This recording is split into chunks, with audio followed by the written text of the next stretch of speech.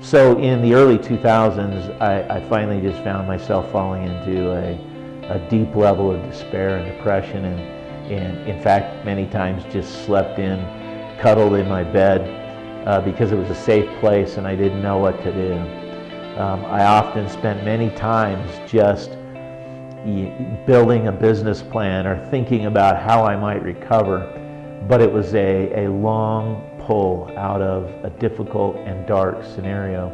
As I look back today, what I really should have done is got a coach or somebody to help me get through the mental blockage of fear.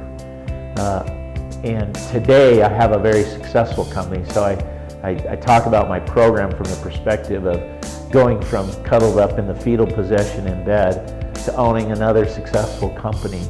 And one of the products for our company is helping people get out of serious tax debt. And one of the things we've learned is that people attach emotion to things like money. And when you take money, money doesn't feel, it doesn't express love. It's just an inanimate object, and yet we attach fear. And so my job in my company and the job of my people is to help people who are in this crippling fear detach this powerful emotion of fear from their money. So we help people detach fear from money. And so many people attach emotions to things like their cars, their money, their home, and they even go so far to make it their identity. So and in fact, in my own case, my identity was tied to my credit score, the company that I had built, the social status that I had attained to, my education, having received a master's degree from one of the top universities in the country, where I lived in Bellevue, Washington, my family. And what I want to tell you today is that's probably the biggest identity theft that we have in the world today, is that we attach inanimate things to our identity. For example, our credit score. What does our credit score have to do with our identity? And when we attach these things, when those very things become threatened, like they did in my life, we start to experience immense fear or sometimes anxiety. And so in my climb out of this deep despair, this deep depression, where I saw my company fail before my eyes and laid off friends and colleagues and people I had great respect for, and lost access to incredible technology, which even today would benefit the networking industry. Even when I saw all that fall apart,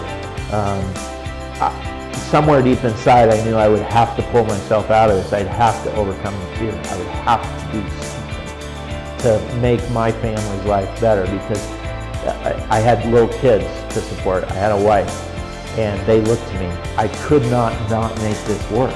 It had to work. But at the same time, my fear, my anxiety, my recognition of even where I was just insurmountable in terms of the odds for me overcoming. One day a friend came over, and I'll never forget, he said, well, maybe we should do this, and he pitched me an idea, and I said, I don't think so. And ultimately we did that company, and it went okay. It was fine. But what I didn't realize is what he was doing for me was, he was kind of like my coach. He kind of pulled me out of this despair, this place that I was in, and took me on a journey in building another company. And while we're no longer together, I've since built a couple more companies, and we're back on the path that we originally started on.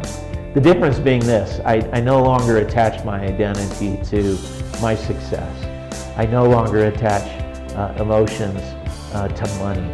I no longer consider my success to be who I am. It's just part of life. But the most important thing is overcoming this fear and moving to a position of faith and confidence.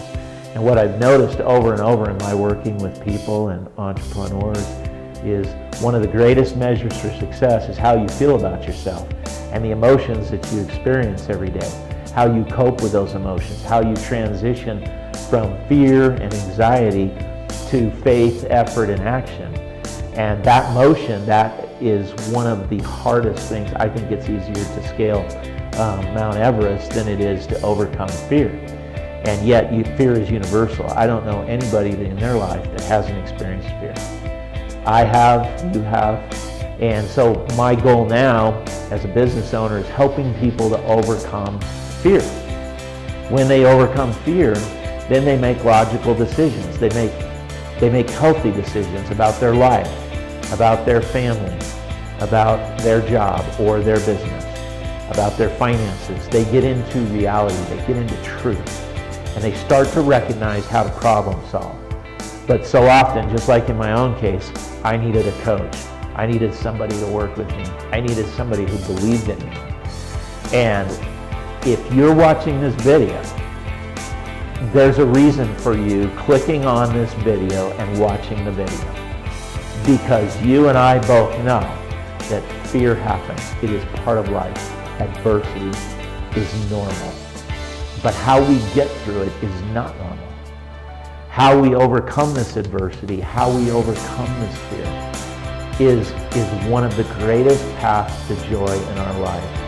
I want to tell you about another experience that I had with fear. I mentioned that I have a disability.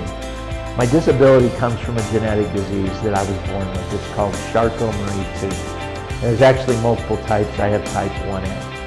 And the reason, and what happens with this disease is I overexpress a protein due to an extra gene called the PMP22 gene that overexpresses the PMP22 protein that myelinates or kind of covers or surrounds my nerves, in particular my peripheral nerves.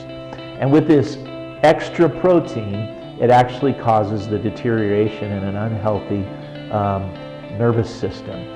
So what happens is I start to lose my motor nerves. So as I've aged, I've lost some of my coordination more and more. I've lost my balance. I've experienced foot drop. I've experienced pain and injury. I trip sometimes, many times a day, and I've seen the debilitation go slowly and slowly, a little more. As you can imagine, when you live with a disability, fear is something that just sits off to the side, and you recognize it, and you notice it once in a while, and sometimes it becomes greater and greater. Well, one day, I lost my fine motor skills, and I'll tell you how that happened. I went to my faith, and I had buttoned my top button, and tied a tie, and wore a coat and a tie to church. And when I came home, I removed the tie and started to unbutton my top button, and my fingers would not do the job. It was as if suddenly I lost the ability to use my hands. I was really frustrated, and I got scared. And my wife came and said, "Let me help you."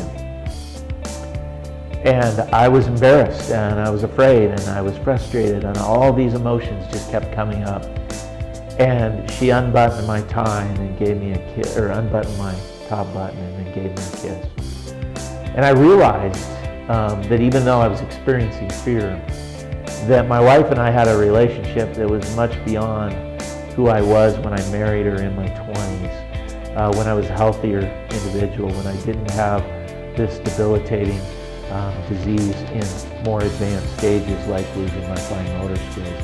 I realized she was in this relationship because she loved me. And I gotta tell you, I fought the tears because it was a very much an awakening moment where I realized that even when we are in fear, there are compensating emotions. There is a compensating reason and purpose for life.